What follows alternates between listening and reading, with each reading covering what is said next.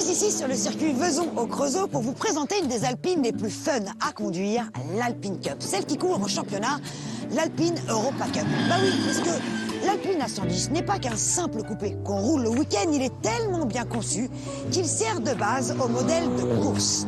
Et c'est d'ailleurs pas l'équipe d'Autosport GP qui roule là juste derrière moi qui va me dire le contraire, puisque c'est eux qui ont gagné le titre en 2020.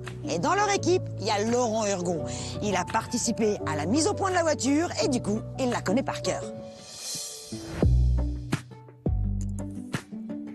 Bon Laurent, vous êtes parti d'une Alpine A110 de série pour la transformer en voiture de course. Donc allégée, dépouillée, raconte-moi. Moi, je veux tout savoir comment on fait une voiture de course. Alors, simplement, déjà, tu as vu au niveau du design extérieur, c'est le même. C'est le même. Là, une petite particularité quand même, un petit béquet qu'on a rajouté qui nous permet de donner un peu plus d'appui, surtout à haute vitesse. D'accord. Après, on a le diffuseur, on a tout pareil. Au niveau des masses, la voiture était déjà plutôt très légère à la base. Donc là, on est exactement sur les mêmes masses, à quelques kilos près. On est sur les mêmes masses. Pourtant, comme tu peux le voir, on a quand même enlevé beaucoup de choses. On n'a plus de moquette. Oui, il n'y a plus rien là-dedans. Le tableau de bord numérique a été supprimé. On a gardé vraiment que la peau. Mais par contre, du coup, on a quand même rajouté cet arceau qui permet déjà à la base de sécuriser le pilote et puis de rigidifier quand même toute la voiture, puisque c'est un arceau qui est quand même soudé. Donc, si tu veux, la compensation de ce qu'on a enlevé et le surpoids de l'arceau fait qu'on est à peu près sur les mêmes niveaux de masse. D'accord, ça c'est fou parce que jamais j'aurais imaginé que l'arceau pesait aussi lourd que la moquette et tous les chichis qu'il y a dans une voiture de série. C'est fou, hein. Après, si tu veux, sur une voiture de course, ce qu'on a fait, c'est qu'on est vraiment venu abaisser la hauteur de centre de gravité de la voiture. Elle est hyper basse, t'as vu quand tu compares par rapport à l'autre. Elle est beaucoup plus basse. On dirait presque un 4x4 à côté. Exactement, on a l'impression que les pneus ils vont toucher dans les passages de roue. Ce qu'on voit pas là comme ça, mais on a les trains avant et le train arrière a été revu. On est sur un amortisseur combiné ressort amortisseur avant, réglable compression détente. D'accord. Pareil pour l'arrière. Ok. Et on a surdimensionné les freins puisqu'on est sur du 6 pistons Brembo avec un énorme disque sur l'avant. Faut pouvoir s'arrêter quand on va vite, hein. Exactement. C'est mieux. un 4 pistons sur l'arrière, mais aussi qui est très puissant. D'accord. Donc une jante adaptée pour pouvoir adapter un gros slip dedans aussi.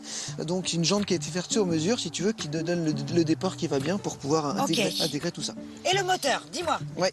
Et bien le moteur, la grosse particularité de cette catégorie, c'est qu'on a conservé le bloc d'origine. C'est-à-dire que c'est exactement le même moteur. Tout pareil. Internes, pistons, bielles, c'est le même. C'est exactement la même chose. À l'exception quand même, c'est qu'on a supprimé le filtre à particules. Donc on est en sortie directe au niveau de la ligne d'échappement.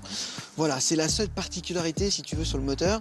C'est fou, je m'attendais à ce qu'il y ait beaucoup plus de transformation, moi. Non, franchement, le 1800 turbo est déjà plutôt très endurant à la base. Il procure un couple qui est largement suffisant et une puissance qui est largement suffisante pour un véhicule qui pèse une tonne. Donc si j'ai bien compris, les trois critères, facilité, légèreté, équilibre, ont été conservés et donc ça en fait une voiture de course accessible.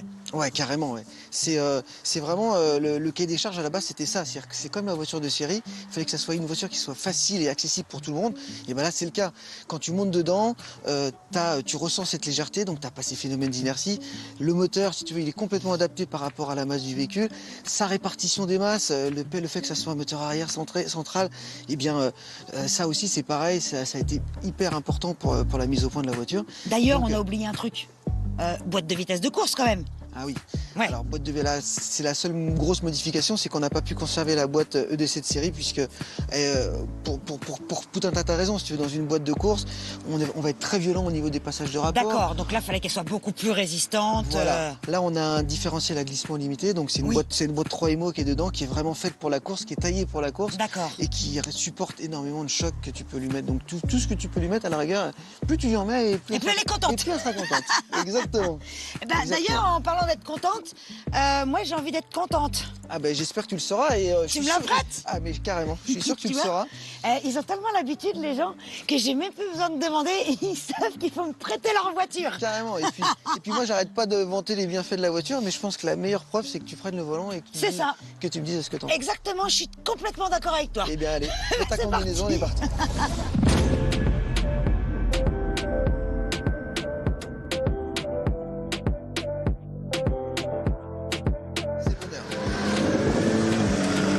Allez, c'est parti, Jessica. Qu'est-ce qu'il faut faire et pas faire? Alors, qu'est-ce qu'il faut faire? Pour l'instant, il faut que tu découvres un petit peu la... Bah, je connais ni le tu circuit découvres un ni petit la peu voiture. Donc n'hésite pas à regarder un petit peu les freins, comment ils vont réagir, la direction, si elles sont plutôt légères, précises, etc. Donc habitue-toi sur un tour ou deux rapide là pour regarder un petit peu comment la voiture réagit.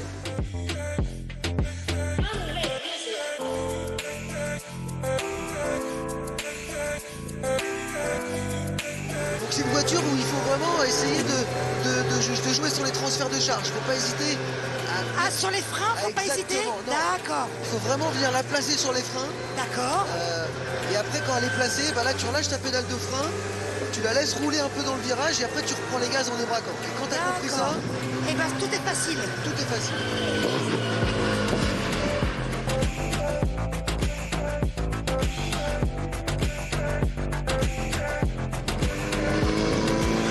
Pour la prise en main, en fait, j'ai l'impression d'avoir démarré une... Enfin, je sais pas comment l'expliquer, c'est facile. Eh ben ouais, mais c'est ça. Cette voiture, tu sens légère, tu sens facile. La direction, je la trouve plutôt bien calibrée. Ah mais ouais, là, moi, je me sens... Ah, tu parles plus, là, t'as eu peur? Non, pas du tout. Pas du tout, mais justement, j'allais dire, t'as vu la pédale de frein, tout de suite, tu sens, t'as pas trop d'effort, t'as pas Non, peu tout va bien. d'effort. C'est plutôt bien adapté, si tu veux. On n'est pas complètement déboussolé. Il y a des fois, tu es obligé de mettre un effort de malade sur la pédale de frein pour l'arrêter. Et non, là, pas du tout. Là, pas du tout, tu vois. Donc ça a été super bien travaillé par Signatech, justement, pour bien qu'on sente les choses tout de suite dès le départ. Elle nous met en confiance, c'est une voiture qui nous met en confiance. Exactement, là je suis en confiance et j'ai vraiment qu'à m'axer sur mon pilotage en fait, Exactement. sur ce que j'ai à faire. J'ai confiance dans la voiture, j'ai pas à me prendre la tête sur autre chose, tu vois. Et puis tu verras, c'est une voiture qui est exempte de roulis, si tu veux. Donc, Ah, du roulis. Non mais, si, n'importe quoi. ouais, c'est exactement ça. Et encore Il y en a là, pas. là pour l'instant, on a des conditions qui sont un peu grasses. La voiture est montée en pneu pluie. Donc tu sais qu'un pneu pluie, si tu veux, ça a toujours un peu plus Ça de déformation qu'un slick. Ouais. Donc ça va avoir des petits mouvements de caisse. Mais avec un slick, je peux t'assurer qu'à 200 bouge km/h, pas. tu mets des coups de volant avec un jet d'axel lat. La voiture, elle ne bouge absolument pas, quoi. Elle est hyper flat.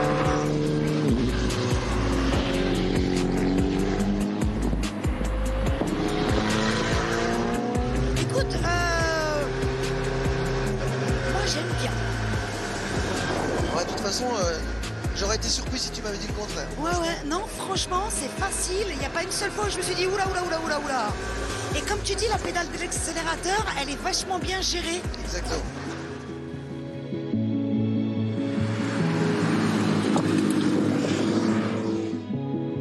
Avancer un petit peu. Donc là, je m'avance pour aller... Parce qu'en plus, tu... Attends, mettre en merde. marche arrière, c'est pas grave, laisse-la comme ça. Eh, tu sais quoi? Moi, je la garde pas. Exactement.